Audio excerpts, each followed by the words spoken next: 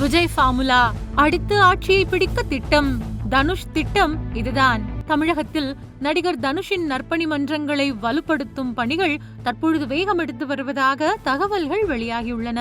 குறிப்பாக கோவை உள்ளிட்ட தமிழகத்தின் அனைத்து மாவட்டங்களிலும் தொகுதி வாரியாக நற்பணி மன்றங்களை பலப்படுத்த புதிய நிர்வாகிகளை நியமிக்கும் பணிகள் தீவிரமாக நடைபெற்று வருகிறது.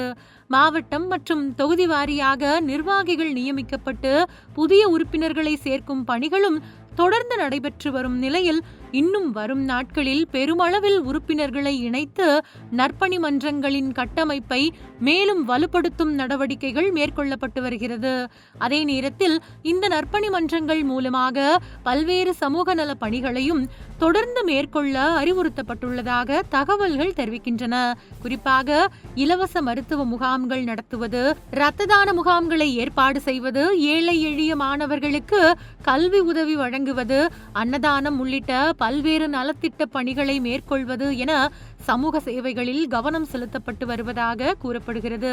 இதனால் தனுஷின் நற்பணி மன்றங்கள் தற்பொழுது வெறும் ரசிகர் அமைப்பாக இல்லாமல் மாவட்டம், தொகுதி என ஒரு கட்டமைப்புடன் செயல்படும் வகையில் மாற்றப்படுகிறதா என்ற கேள்வியும் எழுந்துள்ளது. இதற்கிடையேதான் அரசியல் தொடர்பான பேச்சுக்களும் சமூக வலைதளங்களில் பரவி வருகின்றன. தமிழக வெற்றி கழகத்தின் தலைவரும் தமிழக முதலமைச்சருமான விஜய் அரசியலுக்கு வருவதற்கு முன்பாக தனது விஜய் மக்கள் இயக்கத்தை மாவட்டம் மற்றும் தொகுதி அளவில் வலுப்படுத்தி பல்வேறு சமூக நல பணிகளை மேற்கொண்டு வந்தார். பின்னர் அந்த அமைப்பே அரசியல் கட்சிக்கான அடித்தளமாகவும் அமைந்தது. அதே போன்ற ஒரு பாணியை நடிகர் தனுஷும் பின்பற்றுகிறாரா என்ற பேச்சுக்கள் தற்பொழுது எழுந்துள்ளன.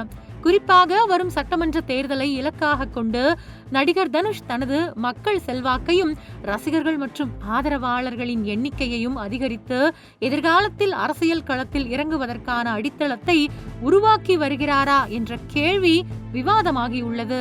அதே நேரத்தில் மாவட்டம் மற்றும் தொகுதி வாரியாக நற்பணி மன்றங்களை வலுப்படுத்தும் நடவடிக்கைகள் தொடர்ந்து நடைபெற்று வருவது அரசியல் வட்டாரத்திலும் கவனத்தை ஈர்த்துள்ளது.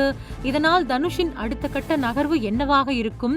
இந்த நற்பணி மன்ற கட்டமைப்பு எதிர்காலத்தில் அரசியல் அமைப்பாக மாறுமா அல்லது சமூக சேவையை மட்டுமே நோக்கமாக கொண்டு இந்த பணிகள் தொடருமா என்பதுதான் தற்போது எழுந்துள்ள முக்கியமான கேள்வியாக உள்ளது.